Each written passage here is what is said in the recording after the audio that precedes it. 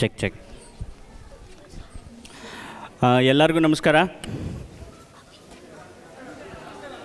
ಎಲ್ಲರಿಗೂ ನಮಸ್ಕಾರ.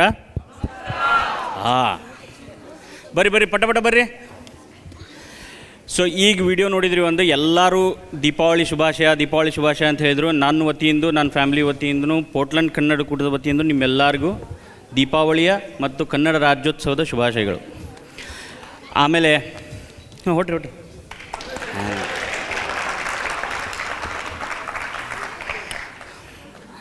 ಆಮೇಲೆ ಎಲ್ಲ ನಮ್ಮ ಪೋರ್ಟ್ಲ್ಯಾಂಡ್ ಕನ್ನಡ ಕೂಟದ ದೀಪಾವಳಿ ಸೆಲೆಬ್ರೇಷನಿಗೆ ಎಲ್ಲರಿಗೂ ಸುಸ್ವಾಗತ. ಸೊ ಒಂದು 2 ನಿಮಿಷ ನಾ ಏನು ಹೇಳ್ಬೇಕಂತೀನಿ ಅಂತಂದರೆ, ಈ ಹಾಲು ಮೋಸ್ಟ್ಲಿ ಪ್ಯಾಕ್ ಆಗ್ತದೆ. ಸೊ ಎಲ್ಲ ಪೇರೆಂಟ್ಸು ತಮ್ಮ ಮಕ್ಕಳನ್ನ ಕೇರ್ಫುಲ್ಲಾಗಿ ನೋಡ್ಕೊರಿ.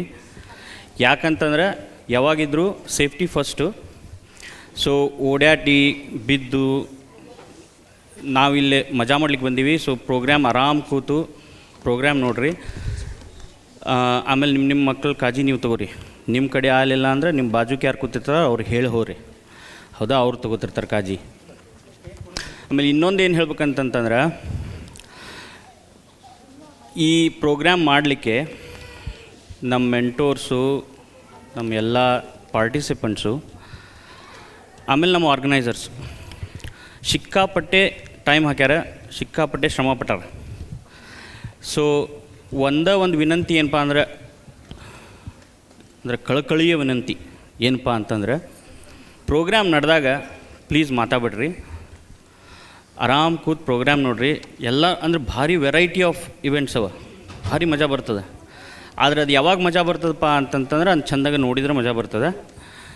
ಸೊ ಅಷ್ಟೇ ಒಂದು ವಿನಂತಿ ಹೇಳಿ ನಾನು 2 ಮಾತು ಮುಗಿಸ್ತೀನಿ. ಒಂದೇ ಇವೆಂಟಿಗೆ ರೆಡಿ ಆಗ್ಯಾರ. ಧನ್ಯವಾದ.